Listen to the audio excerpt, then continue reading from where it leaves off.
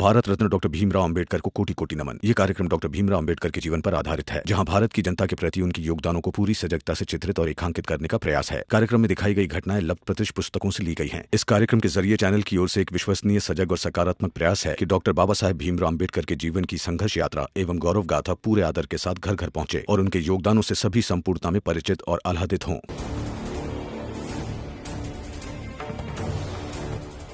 जोशी जी, भ्रम में मत रहिए। कल तक का समय दीजिए, कॉलेज खुल जाएगा। ठीक है, मैं भी यही हूं भीमराव, देखता हूं कि तू कैसे कॉलेज खुलवाता है। पर हाँ, जाते जाते एक सलाह देते जाता हूं। सरकारी काम है, सरकारी अधिकारी है। ऐसा ना हो कि कॉलेज खुलवाने के चक्कर में खुद ही जेल में बंद हो जाए, तू समझा?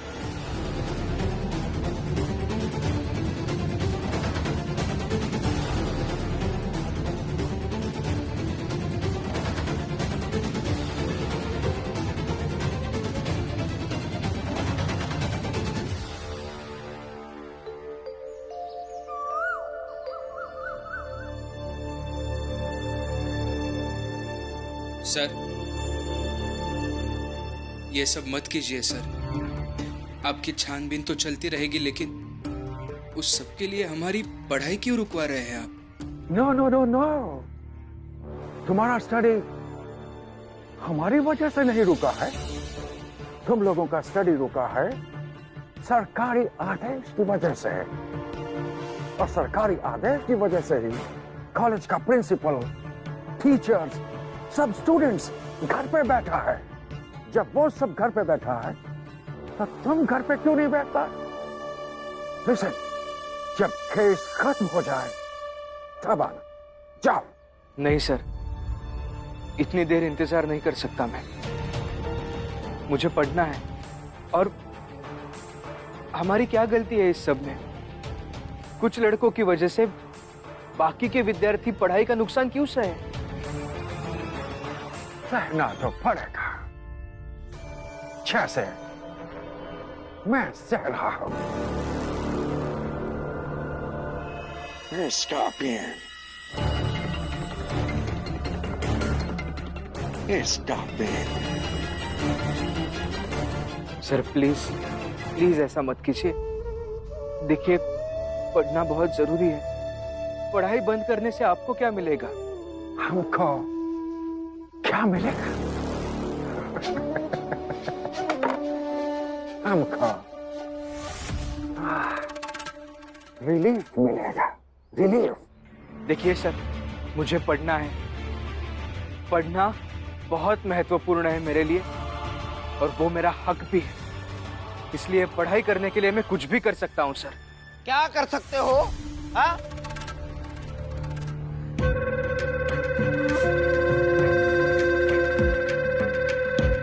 बोलो, क्या क्या कर सकते हो भीमराव? राम सर, भीमराव, आज तुम बता ही दो, बता दो कि तुम क्या करने की धमकी दे रहे हो इन्हें। पता है कितने बड़े अधिकारी हैं ये? हाँ, बोलो, क्या करोगे? नरोत्तम जोशी,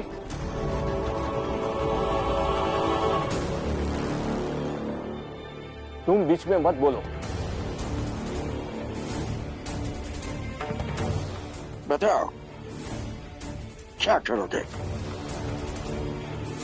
अगर नहीं बताएगा तो मुझ पर अटैक करने के जुर्म में मैं तुमको जेल में डाल दूंगा।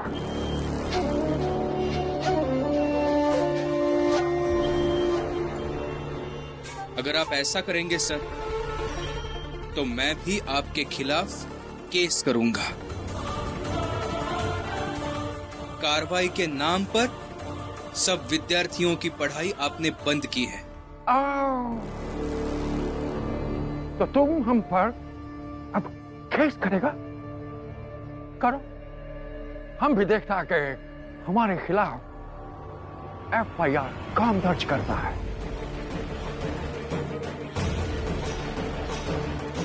अब तो फैसला होगा, सीधा तुम्हारे और हमारे बीच। भीमराव, कैसी बात कर रहे हो तुम ये स्वयं सरकार चलाते हैं, तुम इन पर केस कैसे करोगे? हैं? नहीं, कोई पुलिस कप्तान इन पर एफआईआर नहीं लिखेगा। सर, यही तो बात मेरे समझ में नहीं आ रही। ये सरकार चलाते हैं, इन्हें सबसे ज्यादा समझ आना चाहिए कि संतुलन के साथ हर चीज कैसे संभाली जाती है। लेकिन इन्हें नहीं समझ आ रहा है और मेरी बात भी सुनने को तैयार नहीं है, तो मैं क्या करूं? मुझे पढ़ना है सर। कॉलेज खुलवाने के लिए कुछ ना कुछ तो करना ही होगा मुझे। जाओ जाओ, जो करना है करो। हम भी देखेगा कि तुम हमारा क्या बिगाड़ता है। जाओ।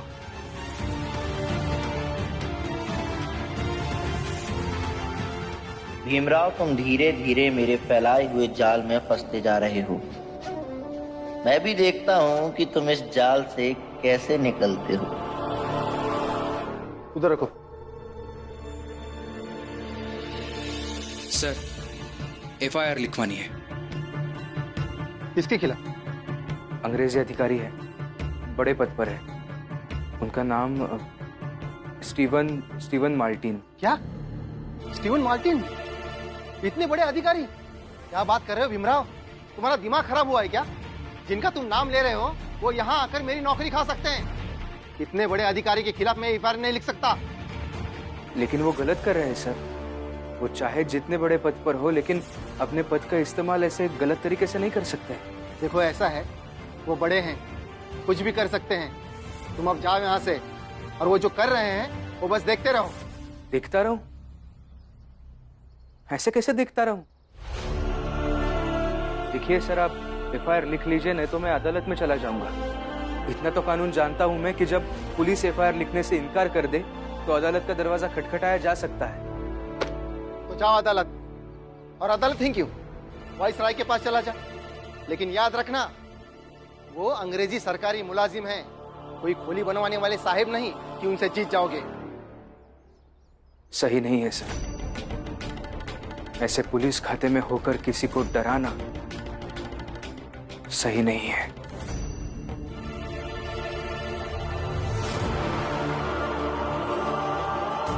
बड़े अधिकारी है तो कुछ भी नहीं कर सकते हैं। कॉलेज तो किसी ना किसी तरह खुलवाना ही पड़ेगा। मैं सर के यहाँ जाता हूं, उनके साथ अदालत जाकर शिकायत दर्ज करवाऊंगा। सर साथ रहेंगे तो आसानी होगी सब कुछ करने में। मैं कमिंग सर। अरे, तुम वापस आ गए? सब ठीक तो है? हाँ ठीक है, मतलब मैं थोड़ा परेशान हूँ, आपकी मदद चाहिए। हाँ हाँ, बोलो, क्या हुआ? अभी पुलिस थाने गया था मैं, एक अंग्रेजी अधिकारी के खिलाफ केस दर्ज करने, लेकिन उन्होंने ये कहकर मना कर दिया कि वो अधिकारी बहुत बड़े हैं। तो मैं आपके साथ अदालत जाना चाहता हूँ और वहां जाके केस दर्ज करवाना चाहता हूँ। आप? Hello my dear friend. How are you? Good good good. बैठिए बैठिए बैठिए। Thank you.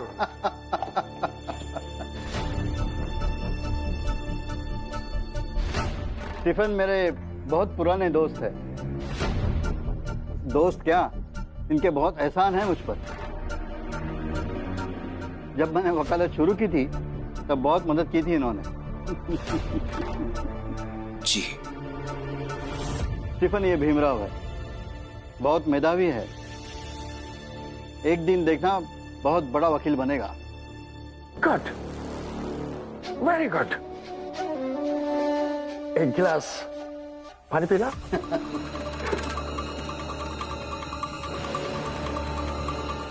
और बताइए, अचानक यहाँ कैसे आना हुआ? एक केस है जो तुमको मेरे लिए लड़ना है। ऑफ कोर्स, तुम्हारे लिए तो कोई भी केस लड़ सकता हूँ, बताइए।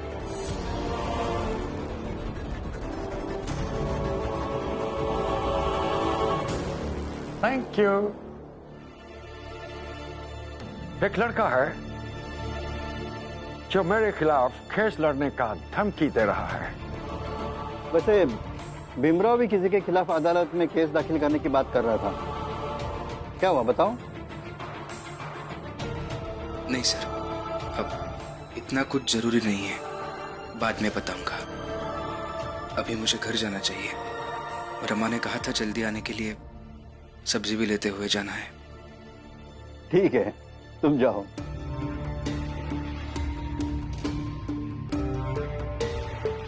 बताइए। एक लड़के के खिलाफ तुमको मजबूती के साथ केस लड़ने की तैयारी करनी होगी। अंडरस्टैंड? उस छात्र का नाम क्या है? ना ना ना ना ना, ना। नाम से नहीं पुकारेंगे उसको। उसको उपद्रवी कह के पुकारेंगे तो जज पर इसका दूसरा प्रभाव पड़ेगा। Am I right? ये भी सही है।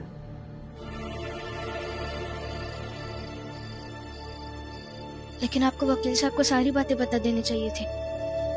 उन्हें फैसले करने देना चाहिए था कि वो किसका साथ देंगे, न्याय का या दोस्ती का।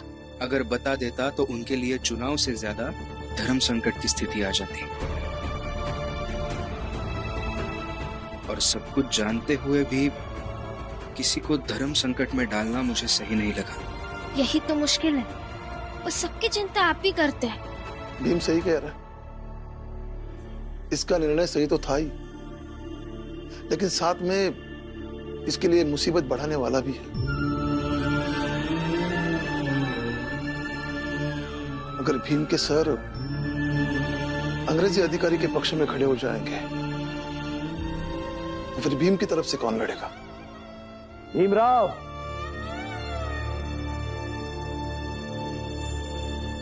ये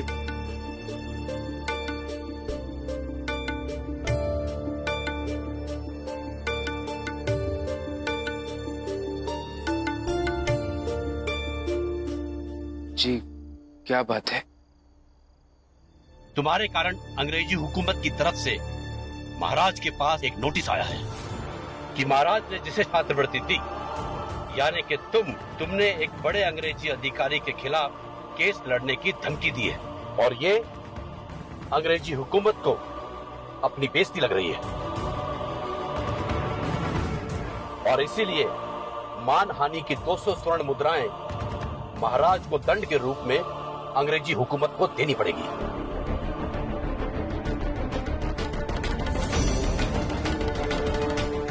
और अगर ऐसा हुआ तो ये पैसा तुम्हारी तनख्वाह में तब काटा जाएगा जब तुम पढ़ाई खत्म करके महाराज के पास नौकरी करोगे।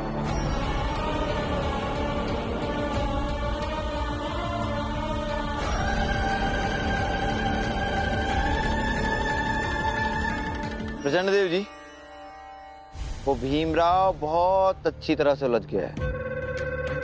खबर मिली है कि अंग्रेजी अधिकारी ने जो केस उस भीमराव पर किया है वो भीमराव के सर लड़ रहे हैं। उस अंग्रेजी अधिकारी ने भीमराव की सारी कुंडली निकाल ली, और यही नहीं, मामला यहां तक पहुंच गया है कि शाहजी महाराज को भी दंड स्वरूप 200 स्वर्ण मुद्राएं भिजवाने की मांग की गई है। वाह, तो बात सही है। मतलब ये कि वो भीमराव अब अंग्रेजी सरकार और सयाजी महाराज के बीच में पिस गया है। बहुत बढ़िया, बहुत बढ़िया। और वैसे तुम लोगों ने भी बहुत ही सराहनीय कार्य किया है, इसलिए आज हम जश्न की तैयारी करते हैं। मालिक, मालिक, मालिक, मालिक, अंग्रेज अधिकारी एल्फिस्टन कॉलेज में पढ़ने वाले विद्यार्थियों को पकड़ पकड़ के ले जा रहे हैं, और मैंने ये भी सुना है कि वो यहीं आ रहे हैं।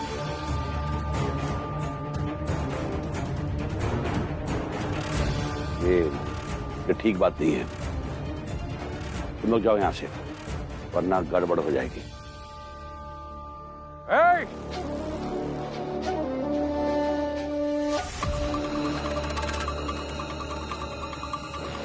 किधर जा रहा है तुम लोग? हैं? चुपचाप उधर लाइन में खड़ा हो जाओ। चलो।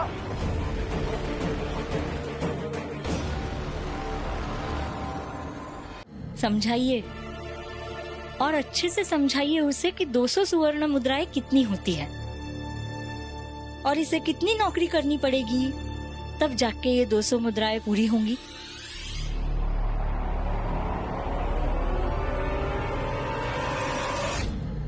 क्या आप महाराज को मेरी तरफ से पत्र दे सकते हैं? कैसा पत्र? मैं सयाजी महाराज से कुछ कहना चाहता हूँ। मैं चिट्ठी में लिख के दूंगा, आप महाराज तक पहुंचाएंगे? ठीक है।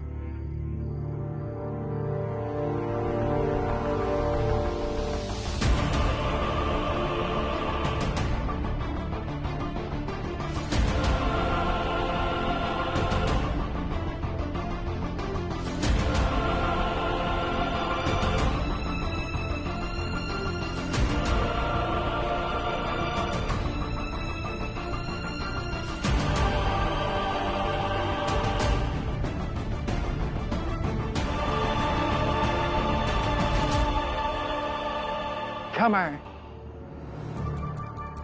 तुम लोगों से पूछ सकता है कि इतनी रात को तुम लोग इधर क्या कर रहा है? तुम लोगों को कोई स्नैक्स सूंघ गया है क्या? जवाब क्यों नहीं देता है? आप बिल्कुल पूछ सकते हैं, हम जवाब देंगे।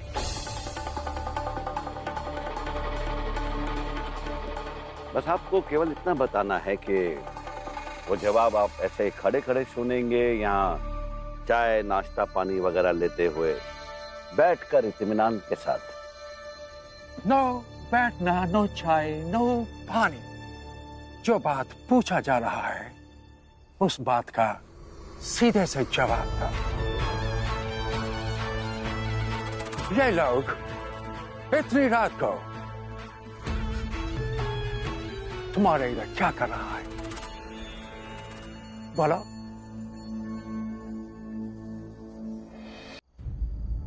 ये सब लोग इतनी रात को तुम्हारे इधर क्या कर रहा है? दरअसल हमारी एक इकाई है और ये सारे बच्चे उसी में काम करते हैं और हमारा एक ही काम है कि जगह जगह जाकर लोगों को हम ये बताते हैं कि ये अंग्रेजी सरकार उनकी दुश्मन नहीं बल्कि हितैषी है। ओह गॉड, यही काम है। और ये नरोत्तम जोशी है, ये हमें ये बता रहा था कि आज कॉलेज में क्या क्या हुआ है। ये बड़ा दुखद है कि कॉलेज में आजकल देशद्रोही गतिविधियां चल रही है और उससे भी बड़ा दुख इस बात का है कि वहां एक वो छोटी जात का लड़का, क्या नाम है उसका? भीमराव। हाँ, भीमराव, उसने आप पर केस करने की धमकी दी है। धमकी देने से क्या होता है? उसका तो केस ही किसी ने नहीं बनाया। मैंने खुद उस पर केस किया है और कल सुबह तक केस फाइल हो जाएगा। वैसे तुम लोगों का ये जो टीम है जो लोगों को जाकर बताता है कि अंग्रेज हुकूमत तुम लोगों का दुश्मन नहीं है, हितैषी है, बहुत अच्छा कर रहा है। करते रहो। Good night. एक्सक्यूज मी, चाय उधर रहा।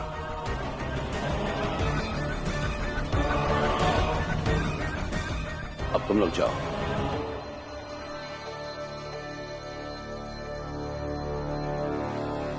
भीमराव, अब तो तू फंस गया।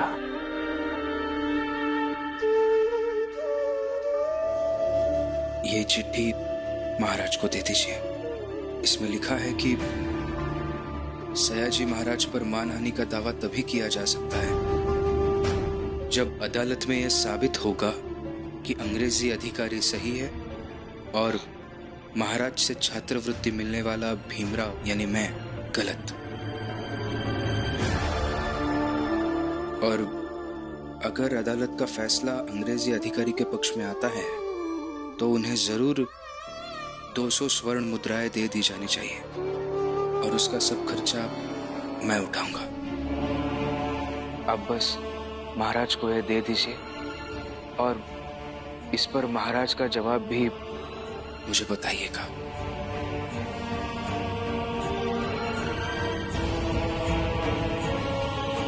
ठीक है। भीम बेटा,